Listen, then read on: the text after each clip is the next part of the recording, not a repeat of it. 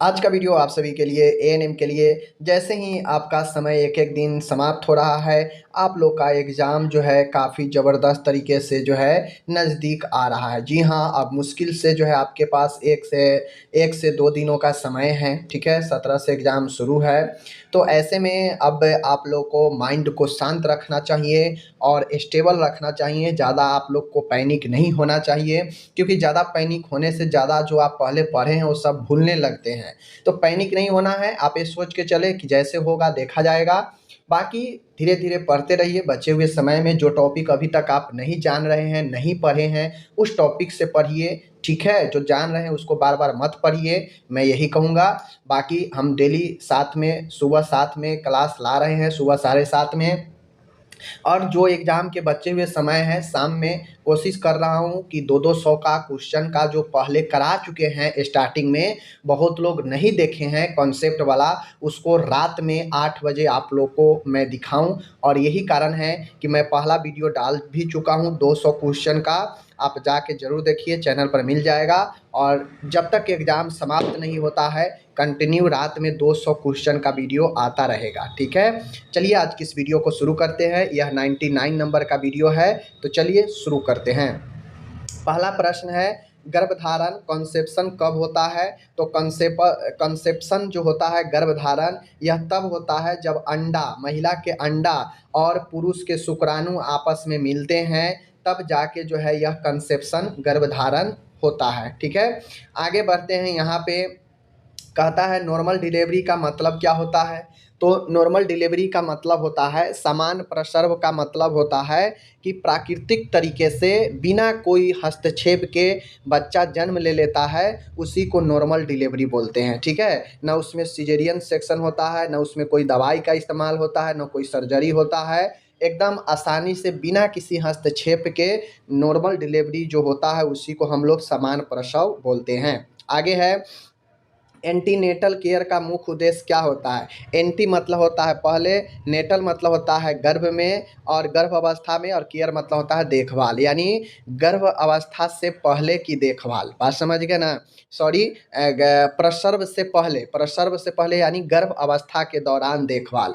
तो प्रसव से पहले मातृ स्वास्थ्य की देखभाल एंटीनेटल केयर होता है, जहाँ पे महिला गर्भ अवस्था में होती है और उस दौरान सभी प्रकार के देखभाल दिया जाता है। आगे मैं बढ़ता हूँ। चौथा प्रश्न है, पोस्टपार्टम पीरियड ट्रिपल पी कब शुरू होता है? तो पोस्टपार्टम पीरियड का मतलब होता है प्रसव के बाद होने वाले जो अवधि होते हैं डिलीवरी के बाद, वही पोस्टपार्टम पीरियड होता है। तो यह प्रसव के तुरंत बाद जो है शुरू हो जाता है यह पीरियड, ठीक है? आगे है, पाँचवा क्वेश्चन है, एक्लेम्सिया में कौन सा लक्षण मुख्य होता है? तो एक्लेम्सिया और प्री एक्लेम्सिया, प्री एक्लेम्सिया जो एक्लेम्सिया से पहले का होता है, और एक्लेम्सिया जो होता है उसमें दौरा के हाई बीपी के साथ में दौरा भी उपस्थित होने लगता है, तो यह एक्लेम्सिया बन जाता है। अगर दौरा उपस्थित नहीं है, सिर्फ बीपी है, सूजन है, प्रोटीनूरिया है यानी यूरिन में प्रोटीन आता हो, तो वह प्री एक्लेम्सिया का लक्षण होगा। लेकिन अगर दौरा भी मरीज को आने लगे महिला को, तो वह एक्लेम्सिया बन जाता है। इसके लिए MgSO4 मैग्नीशियम सल्फेट दवाई सबसे उपयुक्त होता है सीजर के लिए, तो ध्यान रखिएगा। आगे है, प्लेसेंटा का मुख्य कार्य क्या है?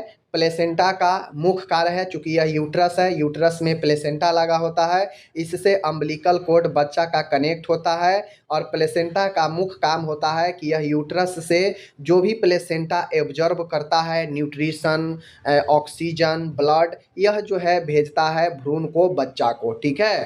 तो क्या करता है, यह माता और शिशु के बीच पोषण का आदान प्रदान करता है। यह यूट्रस से, महिला के यूट्रस से प्लेसेंटा अपने अंदर लेता है, फिर बच्चे को भेजता है, चाहे वो पोषण हो, चाहे ऑक्सीजन हो, चाहे वो आपका ब्लड हो, सब बच्चा को माँ से ही मिलता है। और माँ से मिलने का मतलब है प्लेसेंटा के थ्रू। बात समझ गए? आगे बढ़िए। सातवां क्वेश्चन है, पार्टोग्राफ किस लिए उपयोग होता है? तो देखिए, पार्टोग्राफ एक जो है यह ग्राफ होता है, जिसके अंतर्गत जो है ग्राफ टाइप से बना होता है। इसमें सारे डिटेल होते हैं और साथ में उसके नीचे जो है कंपोनेंट घटक होते हैं जो प्रसव के दौरान नोट किए जाते हैं। यह प्रसव के प्रक्रिया के दौरान जो है प्रसव के आकलन करने के लिए जो है तैयार किया जाता है। जैसे बच्चा का हार्ट रेट कितना है, महिला का बीपी कितना है, समझ गए, ये सब नोट होता है उसमें। तो प्रसव की प्रगति मॉनिटरिंग करने के लिए सर्विक्स कितना फैला है, कितना उसमें डायलेशन हुआ है, ये सब नोट होता है उसमें। ठीक है, आगे बढ़ते हैं। आगे क्वेश्चन है यहाँ पे 8वां नंबर का, देख सकते हैं, एक्सक्लूसिव ब्रेस्ट फीडिंग कितने महीने तक देना चाहिए। कई बार ये क्वेश्चन बता चुके हैं कि लगातार 6 महीने तक सिर्फ और सिर्फ माँ का दूध देना एक्सक्लूसिव ब्रेस्ट फीडिंग कहलाता है। इसके 6 महीने के बाद जो है सप्लीमेंट्री फीडिंग, पूरक आहार बच्चे को शुरू करते हैं। 9वां क्वेश्चन है, हाई रिस्क प्रेगनेंसी किसे कहते हैं। तो देखिए बहुत सारे ऐसे मामले होते हैं, स्थिति होता है जिसे हाई रिस्क के अंदर हम लोग रखते हैं। तो वैसी प्रेगनेंसी, वैसी गर्भ अवस्था जिसमें बहुत क्रिटिकल सिचुएशन होता है, वह सब के सब हाई रिस्क में आएगा। ठीक है, उच्च में जोखिम वाला में आएगा। तो जटिलताओं का अधिक जोखिम वाली गर्भ अवस्था, वही मैंने बताया कि ऐसी स्थिति जो गर्भ अवस्था में काफ़ी क्रिटिकल हो, वह सब के सब जो है हाई रिस्क में आता है। ठीक है, आगे नेक्स्ट क्वेश्चन है कि नियोनेटल रिससिटेशन का क्या उद्देश्य है, यानी नवजात के पुनर्जीवन का मतलब क्या उद्देश्य होता है। तो नवजात में रिससिटेशन का मतलब होता है कि जन्म के तुरंत बाद बच्चे को श्वसन के बहाल करने के लिए, बच्चा श्वसन लेने लगे, इसके लिए जो काम करते हैं वही नियोनेटल रिससिटेशन होता है। जैसे छाती को थपथपाना, बच्चे को उल्टा लटकाना ताकि बच्चा रोए, बच्चा का ऑक्सीजन वायु मार्ग साफ हो और बच्चा श्वसन करने लगे। और वैसा बच्चा जैसे ही श्वसन शुरू करता है बच्चा रोने लगता है। बच्चा जन्म लिया है, बच्चा नहीं रो रहा है, मतलब बच्चा क्रिटिकल है, बच्चा श्वसन नहीं कर रहा है। तो उस श्वसन कराने के लिए जो भी प्रक्रिया हम अपनाते हैं वह नियोनेटल रिससिटेशन में आता है। ठीक है, नेक्स्ट क्वेश्चन है यहाँ पे 11 एक 4 महीने की बच्चा में लगातार उल्टी और दस्त हो रहे हैं। ठीक है, 4 महीना के एक बच्चा है, लगातार उसमें उल्टी दस्त हो रहा है। ओआरएस देना शुरू किया लेकिन शिशु लेथार्जिक और त्वचा शुष्क है, अगला कदम क्या होगा। देखिए एक 4 महीने के शिशु है, बच्चा में उल्टी दस्त हो रहा है, हम उसे ओआरएस दे दिए, शुरू कर दिए, लेकिन फिर भी बच्चा लेथार्जिक सुस्त होते जा रहा है, उसका त्वचा काफ़ी ड्राई होते जा रहा है। तो इसका मतलब क्या हुआ, लेथार्जी और शुष्क होना मतलब सीवियर बच्चा में डिहाइड्रेशन हो चुका है, पानी निकल चुका है। तो अगला कदम यही होगा, क्योंकि फर्स्ट स्टेप तो ओआरएस ही देते हैं, लेकिन इससे भी नहीं सुनता है तो हम इमीडिएट रेफर करते हैं आगे अस्पताल में, ताकि वहाँ पे अच्छे से बच्चे को मैनेजमेंट हो सके। ठीक है, नेक्स्ट क्वेश्चन है यहाँ पे 6 महीने के बच्चे को सिर्फ स्तनपान पर रखा गया है। देखिए क्वेश्चन आपका ऐसा ही एग्जाम में पूछेगा, दिमाग लगाने वाला। ठीक है, ताकि थ्योरी पढ़े, समझे और तब आंसर मारे, ऐसा ही क्वेश्चन एग्जाम में आपके रहेंगे। 6 महीने के बच्चे को सिर्फ स्तनपान पर रखा गया, सही बात है, रखना भी चाहिए। अब डॉक्टर ने खुराक बढ़ाने का सुझाव दिया, किस प्रकार का कॉम्प्लीमेंट्री फीडिंग शुरू करनी चाहिए। यानी मैंने बता दिया कि 6 महीने तक लगातार स्तनपान पर रखते हैं, उसके बाद कॉम्प्लीमेंट्री फीडिंग शुरू करते हैं, पूरक आहार शुरू करते हैं। तो वही पूछ रहा है कि किस प्रकार का कॉम्प्लीमेंट्री फीडिंग शुरू करना चाहिए। तो मैसेड फ्रूट यानी जो सीरियल्स होता है, सेरेलस होता है, वह सीरियल और जो है मैसेड फ्रूट जो है शामिल करना चाहिए, ताकि बच्चा को एनर्जी, विटामिन ये सब मिल सके। ठीक है, आगे मैं बढ़ता हूँ। तो पोलियो वैक्सीन के बाद शिशु में हल्का बुखार और दर्द हो रहा है, एएनएम की सबसे सही कार्रवाई क्या होगी। यानी पोलियो वैक्सीन लगा और बच्चा में हल्का बुखार और दर्द हो रहा है, तो एएनएम क्या करेगी। तो एएनएम का काम है कि सिम्प्टोमेटिक ट्रीटमेंट करना, माता पिता को जो है क्या करना, रिश्योर करना। यानी जैसे बच्चा को वैक्सीन दिए, बुखार आ रहा है, दर्द हो रहा है, तो उसका लक्षण बुखार दर्द है तो उसका ट्रीटमेंट उपचार करेंगे। दूसरी चीज़ें उसके माता पिता को रिश्योर करेंगे, सांत्वना देंगे कि ऐसी कोई सीवियर चीज़ नहीं है, होता है ऐसा। ठीक है, ताकि माता पिता बेचैन नहीं हो, क्योंकि बच्चा को कुछ होता है तो माता काफ़ी घबरा जाती है। आगे बढ़ते हैं। नेक्स्ट क्वेश्चन है कि शिशु में weight for age growth chart गिर रहा है, इसका सबसे संभावित कारण क्या हो सकता है। देखिए शिशु में वेट फॉर एज का मतलब होता है कि एज के अनुसार उसका जो वेट है, जो ग्रोथ है वो गिर रहा है। तो इसका सबसे संभावित कारण माल न्यूट्रिशन होता है, कुपोषण होना। जैसे ही बच्चा वृद्धि करता है, एज बढ़ता है, तो बच्चा को एज के साथ उसका पोषण भी बढ़ने लगता है, डिमांड। अगर वो डिमांड पूरा नहीं होता है तो बच्चा का वेट गिरने लगता है, उसका वृद्धि रुक जाता है और यह माल न्यूट्रिशन के कारण होता है। ठीक है, आगे बढ़िए। नेक्स्ट क्वेश्चन है, अगर शिशु में विटामिन ए डिफिशियंसी के लक्षण है, मतलब बच्चा में विटामिन ए की कमी के लक्षण है, तो एएनएम का पहला स्टेप क्या करना चाहिए? एएनएम को क्या करना चाहिए? तो विटामिन ए कैप्सूल देना चाहिए, सिर्फ multivitamin they, tincture of iodine देना, रिफरल टू पीडियाट्रिशियन। तो आप विटामिन ए की कमी के लक्षण अगर महसूस कर रहे हैं तो उसके लिए डॉक्टर के पास रेफर करने की ज़रूरत नहीं है। ठीक है, तो उसके लिए विटामिन ए की कैप्सूल आप दे सकते हैं। आगे है कि एक 2 साल के बच्चे में मीजल्स आउटब्रेक हुआ, यानी एक 2 साल के बच्चे में यह पाया गया कि बच्चा में मीजल्स है, तो एएनएम की सबसे प्राथमिक जिम्मेदारी क्या होगी? तो चूंकि मीजल्स एक वायरल रोग है, एक संक्रमित रोग है, तो उसके लिए मास वैक्सीन कंपेगन करेंगे। ठीक है, तो यहाँ पे नेक्स्ट क्वेश्चन है कि एक 2 साल के बच्चे में मीजल्स आउटब्रेक हुआ है, तो एएनएम सबसे पहला जिम्मेदारी क्या होगा? तो सबसे पहला जिम्मेदारी यही होगा कि आप मास्क वैक्सीनेशन कंपेगन करें। एएनएम को ये चाहिए कि सबसे ज़्यादा एरिया में वैक्सीनेशन करें मीजल्स को लेकर, क्योंकि आउटब्रेक हुआ है, बहुत सारे बच्चे में मिला है। ठीक है, तो इन चीज़ों को ध्यान करके रखना चाहिए। नेक्स्ट क्वेश्चन है यहाँ पे कि शिशु में डिहाइड्रेशन के लक्षण में कौन सा सबसे रिलेबल इंडिकेटर है, यानी सबसे विश्वसनीय सूचक कौन सा है शिशु में अगर डिहाइड्रेशन होता है तो देखिए, बच्चा में डिहाइड्रेशन होता है तो उसका वेट लॉस होगा। ठीक है, इन ऑप्शन के अनुसार वेट लॉस होगा। दूसरा होगा स्किन ड्राइनेस होने लगेगा, त्वचा रूखी रूखी होगा। ठीक है, बच्चा का जो धड़कन है वो बढ़ जाएगा। तो इन चीज़ों को ध्यान रखना चाहिए आपको। ठीक है ना, तो इस ऑप्शन के अनुसार वेट लॉस राइट होगा। आगे है 18वां क्वेश्चन है, एक बच्चा लगातार कफ और ब्रीदिंग डिफिकल्ट के साथ आता है, यानी एक बच्चा को लगातार रेगुलर जो है कफ है और सांस लेने में दिक्कत है। ठीक है, तो एएनएम का सबसे पहले क्या करना चाहिए? एएनएम को सबसे पहले क्या करना चाहिए? तो एएनएम को सबसे पहले इमीडिएट रेफर करें। क्यों? क्योंकि उससे सांस लेने में भी डिफ़िकल्ट है। तो सांस लेने में डिफ़िकल्ट है तो हो सकता है उसको मास्क से ऑक्सीजन देना पड़े, जो कि वहाँ पे अवेलेबल नहीं होगा जहाँ पे एएनएम होगी। तो एएनएम को इन चीज़ों को ध्यान रखना चाहिए। ठीक है, आगे है 19वां क्वेश्चन है कि इम्यूनाइजेशन के दौरान मदर हेजिटेंट है, सबसे अच्छी स्ट्रेटजी क्या होगी? यानी कहने का मतलब है कि टीकाकरण के दौरान माँ अपने बच्चे को टीकाकरण ले जा रही है कराने, लेकिन जब टीकाकरण सेंटर पर पहुंचती है तो वहाँ पे उसे हेजिटेट हो रहा है, वहाँ पे उससे दिक्कत हो रही है कि मेरे बच्चे को टीका लगेगा तो क्या होगा, नहीं होगा, वो डर रही है बच्चे को लेकर। ठीक है, तो इसके लिए एएनएम को क्या करना चाहिए, क्या स्ट्रेटजी होना चाहिए?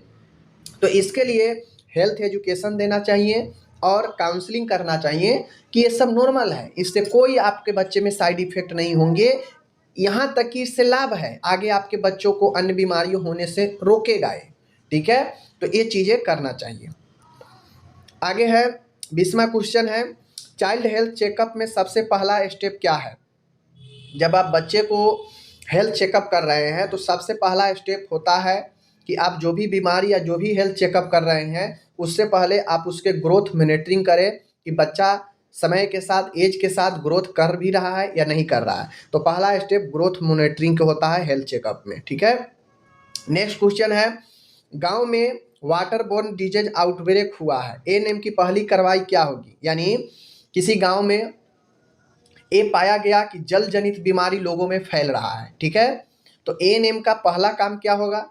तो पहला काम एएनएम को होगा लोगों में स्वास्थ्य शिक्षा देना कि गंदे पानी यूज मत करें, गंदे पानी से बीमारियां होती हैं, गंदे पानी को कैसे आप डिस्पोज करेंगे इसके लिए हेल्थ एजुकेशन देना।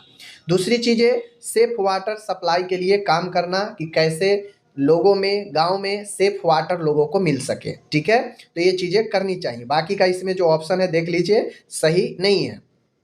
नेक्स्ट क्वेश्चन है, ऐसा ही क्वेश्चन सोचने वाला देगा, आप सोचेंगी तो सही कर पाएंगी, नहीं सोचेंगी तो गलत कर लेंगी। ठीक है, चलिए। एक प्रेग्नेंट महिला आयरन डिफिशियंसी एनीमिया से पीड़ित है। एक महिला है, गर्भवती है, वह आयरन डिफिशियंसी यानी उसके अंदर आयरन की कमी से एनीमिया है। एएनएम की सबसे महत्वपूर्ण सलाह क्या होगी, यानी एएनएम के तौर पर आपका महत्वपूर्ण सलाह क्या हो सकता है उस महिला के लिए जो प्रेग्नेंट है और साथ में आयरन की कमी से एनीमिया है। तो एएनएम की सबसे पहले काम होगा आयरन सप्लीमेंट देना और न्यूट्रिशनल पर काउंसलिंग देना कि अच्छे पोषक ले, क्या खाना चाहिए जिससे एनीमिया कंट्रोल हो सकता है, यानी न्यूट्रिशनल के ऊपर काउंसलिंग करना और आयरन की गोलियां देना। ठीक है, ये चीज़ होगा।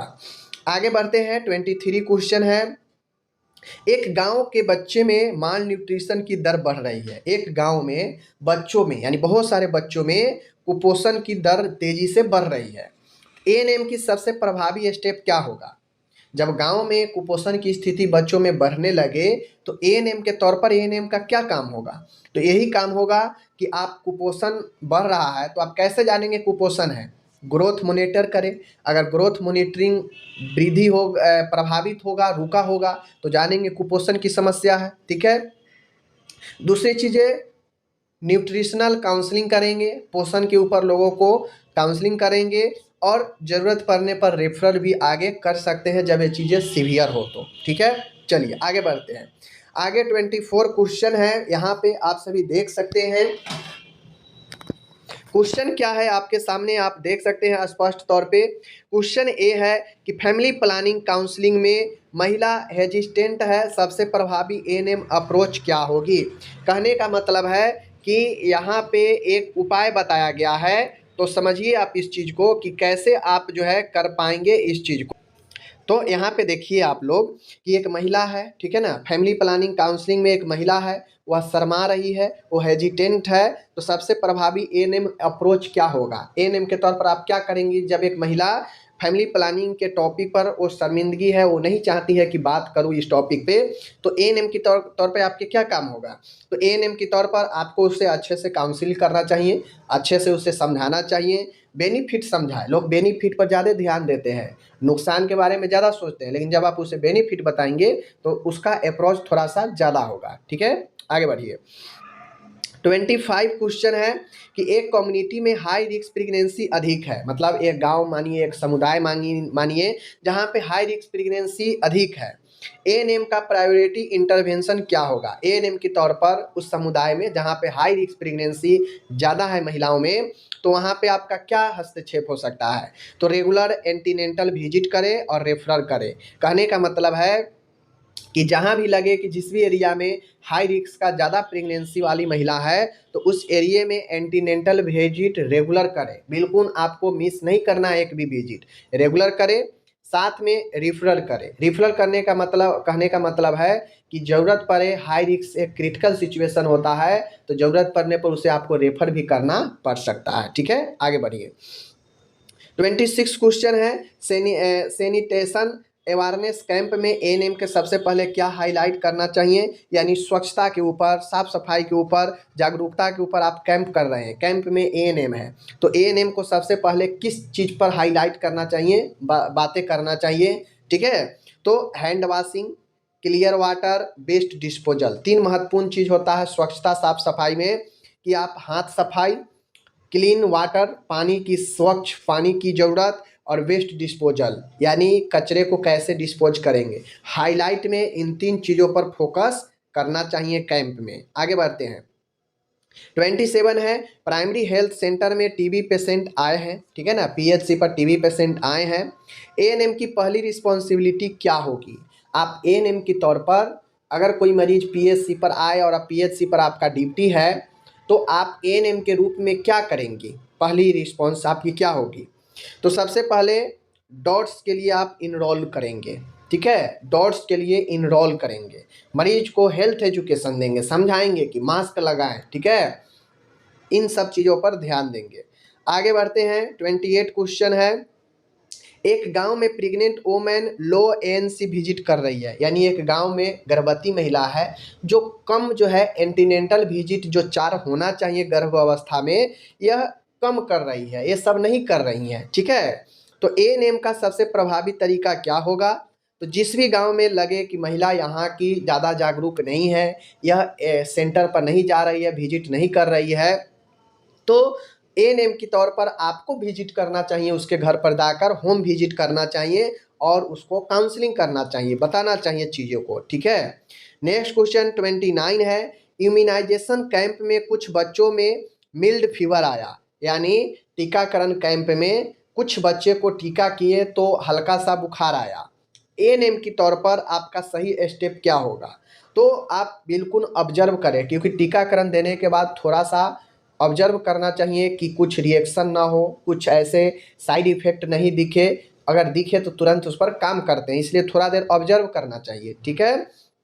फिर सिम्प्टोमेटिक ट्रीटमेंट करें, ऑब्जर्व करें और सिम्प्टोमेटिक ट्रीटमेंट यानी दर्द है तो उसका ट्रीट करें, अगर मान के बुखार है तो उसका आप उसे ट्रीटमेंट कर सकते हैं। तो सिम्प्टोमेटिक ट्रीटमेंट के साथ ऑब्जर्व करना चाहिए। नेक्स्ट क्वेश्चन 30 नंबर है, कम्युनिटी हेल्थ सर्वेलाइंस का मुख्य उद्देश्य क्या है? तो कम्युनिटी हेल्थ सर्वेलाइंस का मुख्य उद्देश्य क्या है? तो मुख्य उद्देश्य यही होता है कि डिजीज ट्रेंड्स और अर्ली इंटरवेंशन, ठीक है ना। कम्युनिटी हेल्थ सर्वेलाइंस का मुख्य उद्देश्य है कि डिजीज ट्रेंड यानी रोग की प्रवृत्ति और अर्ली इंटरवेंशन, इन पर निगाहें रखना, इन पर जो है नज़र बनाए रखना, यही कम्युनिटी हेल्थ जो है सर्वेलाइंस का जो है मुख्य उद्देश्य होता है। ओके, चलिए नेक्स्ट क्वेश्चन की तरफ चलते हैं। 31 नंबर है, एक महिला अचानक लेबर पेन शुरू होने पर घर पर है, यानी एक महिला है, अचानक से उसको जो है लेबर पेन यानी गर्भ लेबर होने वाला है, बच्चा जन्म होने वाला है और ये दर्द शुरू हो गया और वो घर पे है, ठीक है। और एक्सेसिव ब्लीडिंग हो रही है, और महिला को चूँकि होता ही है कि जब बच्चा जन्म लेने वाला होता है तो ब्लीडिंग भी काफ़ी होने लगता है, तो एक्सेस ब्लीडिंग भी हो रहा है। एएनएम की सबसे पहली कार्रवाई क्या होगी? यानी समझिए क्वेश्चन को, एक महिला है जो गर्भवती है, बच्चे को जन्म देने वाली है, लेबर पेन में है, ठीक है ना, और उसे ब्लीडिंग काफ़ी हो रहा है, तो एएनएम की सबसे पहली कार्रवाई क्या होगा एएनएम के तौर पर? तो इमीडिएट रेफर टू हॉस्पिटल, यानी एएनएम को इमीडिएट जो है हॉस्पिटल रेफर करना चाहिए, क्योंकि एक्सेस ब्लीडिंग से उससे जो है समस्या हो सकता है, तो उसे रेफर करने से मैनेज हो सकता है आगे अस्पताल में जाने से। तो इन बातें को ध्यान में रखना चाहिए, ठीक है। आगे बढ़िए। 32 क्वेश्चन है, न्यू बॉर्न में बर्थ एस्पेक्सिया हुआ है, यानी बच्चा जन्म लिया और उससे बर्थ एस्पेक्सिया है, यानी जन्म लेते ही उसे श्वसन अनुपस्थित है, ठीक है, श्वसन की कष्ट है, श्वसन नहीं ले पा रहा है। तो एएनएम के सबसे प्राथमिक कदम क्या होगा? तो स्टार्ट नियोनेंटल रिससिटेशन इमीडिएटली, यानी बच्चे को पुनर्जीवन यानी श्वसन कराने के लिए, श्वसन शुरू करने के लिए इमीडिएट काम शुरू करना चाहिए, जैसे पीठ पर थपथपाना, सीने पर थपथपाना, बच्चे को उल्टा लिटाना, ठीक है ना, उसके वायु मार्ग को साफ करना, ये सब काम करना चाहिए। आगे बढ़ते हैं। 33 क्वेश्चन है, शिशु में डिहाइड्रेशन के सीवियर साइन है, कहने का मतलब बच्चा में जो है डिहाइड्रेशन गंभीर जो है निर्जलीकरण का सीवियर गंभीर साइन है। तो सुंकेन आई, ठीक है ना, सुंकेन आई, लेथार्जी, वीक पल्स यानी कमजोर जो है धड़कन, ये सब बच्चा में है। तो एएनएम की सबसे पहली कार्रवाई क्या होगी? Immediate hospital refer. क्या चीज़ करना? इमीडिएट हॉस्पिटल रेफर, ठीक है। देखिए सीवियर में ओआरएस का घोल नहीं देते हैं, ओआरएस का घोल स्टार्टिंग में ही देते हैं, प्राथमिक इलाज में ही देते हैं, लेकिन जब चीज़ें सीवियर हो जाए, गंभीर हो जाए, तो फिर उसे आगे रेफर करना चाहिए, ठीक है। आप रखेंगे तो दिक्कत हो जाएगा। आगे है 34 है, एक महिला पोस्टपार्टम पीरियड में हेवी ब्लीडिंग के साथ आती है, यानी एक महिला है, बच्चे को जन्म दे चुकी है, उसके बाद काफ़ी गंभीर ब्लीडिंग हो रहा है, उसी को पोस्टपार्टम पीरियड कहते हैं, जन्म के बाद, और गंभीर ब्लीडिंग हो रहा है। तो एएनएम की प्राथमिक कदम क्या होना चाहिए? तो कॉल इमरजेंसी फॉर रिफरल, यानी बच्चा को जन्म देने के बाद एक महिला को गंभीर ब्लीडिंग हो रहा है, हेवी ब्लीडिंग हो रहा है, तो एएनएम को तुरंत जो है इमरजेंसी रेफर करना चाहिए, बुलाना चाहिए, ठीक है। आगे बढ़ते हैं। 35 क्वेश्चन है, चाइल्ड में सीवियर एलर्जी रिएक्शन हुआ, यानी बच्चा में एक गंभीर जो है एलर्जी का रिएक्शन हुआ है, तो एएनएम की सबसे पहली प्रतिक्रिया क्या होगी? तो एएनएम की सबसे पहली स्टेप होगी गिव एंटीहिस्टामिन। एंटीहिस्टामिन जो एलर्जी को काटता है, कम करता है। तो एंटीहिस्टामिन जैसे लेवोसिट्रिजिन हुआ, यह एक एंटीहिस्टामिन ड्रग है लेवोसिट्रिजिन, ठीक है। तो इसी प्रकार के एंटीहिस्टामिन ड्रग देते हैं अगर सीवियर एलर्जी का रिएक्शन हुआ हो तो। आगे बढ़ते हैं, 36 है यहाँ पे। चलिए आगे क्वेश्चन है यहाँ पे कि एक बच्चा है 2 साल का, ठीक है, लगातार वोमिटिंग है, डायरिया है, यानी लगातार वोमिटिंग भी हो रहा है और मल भी निकल रहा है पानी की तरह, ठीक है। तो इसके साथ लेथार्जी है, बच्चा बहुत ज़्यादा सुस्त है। तो एएनएम की सबसे प्राथमिक एक्शन क्या होगी? तो एएनएम का प्राथमिक एक्शन क्या होना? देखिए 2 साल के बच्चा है, बच्चा काफ़ी वोमिटिंग डायरिया के साथ लेथार्जी में है। तो एएनएम का क्या काम होना चाहिए? प्राथमिक काम क्या होना चाहिए? Immediate hospital refer. देखिए गंभीर सिचुएशन में आप ओआरएस का घोल नहीं दे सकते हैं। ओआरएस के घोल फर्स्ट एड है, प्राथमिक उपचार में आप देते हैं, ठीक है ना, प्रारंभिक उपचार में। लेकिन जब चीज़ें सीवियर हो जाए तो उस कंडीशन में आप एएनएम है, आपका ये दायित्व तो नहीं है कि मरीज को घेर कर रखना और आप अपने मन से कुछ ट्रीटमेंट करते रहना, नहीं, तत्काल रेफरल करना चाहिए, समझ गए, हायर सेंटर। तो इन चीज़ों को ध्यान रखना चाहिए। आगे बढ़िए, 37 है, माइनर बर्न इंजरी में एएनएम की सबसे इनिशियल ट्रीटमेंट क्या है? यानी माइनर, मेजर नहीं है, माइनर, यानी माइनर बच्चे जल गया है, जला हुआ मरीज है, जो माइनर है, हल्का जला हुआ है। तो एएनएम का सबसे प्रारंभिक ट्रीटमेंट उपचार क्या होगा? कोल्ड वाटर रिंज, यानी ठंडे पानी से धोना। पहला काम होता है ठंडे पानी से धोना, यही काम करना चाहिए प्रारंभिक उपचार में। 38 क्वेश्चन है, शौक की स्थिति में एएनएम सबसे पहले क्या करेगी? यानी शौक लगा, आघात लगा, तो सबसे पहले एएनएम क्या करेगी? तो शौक के सिचुएशन में सबसे पहले वाइटल साइन मॉनिटर करेंगे, पल्स, रिस्पायरेशन, हार्ट बीट, ये सब जो है, ऑक्सीजन, ये सब क्या करेंगे? चेक करेंगे। फिर पेशेंट को लेप पेशेंट फ्लैट, यानी पेशेंट को फ्लैट जो है लिटा देंगे और उसके बाद रेफ़र करेंगे। ज़रूरत पड़े तो सीपीआर देंगे, अगर हार्ट बीट पल्स अनुपस्थित हो तो जो है हम उसे सीपीआर देंगे।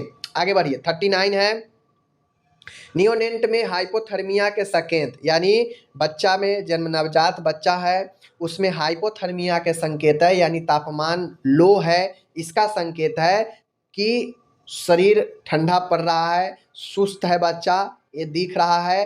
तो एएनएम की पहली स्टेप क्या होगी? स्किन टू स्किन कांटेक्ट करना।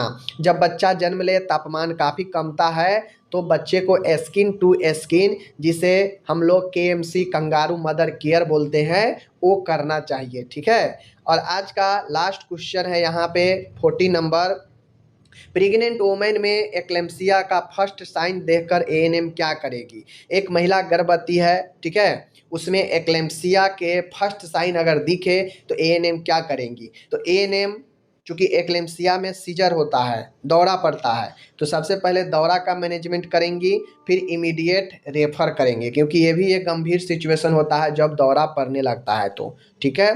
तो इस प्रकार से आज का वीडियो रहा 99 और यहाँ पे मैंने 40 अच्छे क्वेश्चन समझाने का प्रयास किया। आप लोग लाइक शेयर जरूर करें। मिलते हैं अगली वीडियो में, धन्यवाद। और रात का वीडियो देखना नहीं भूलेंगे, रात 8 बजे, ठीक है, धन्यवाद।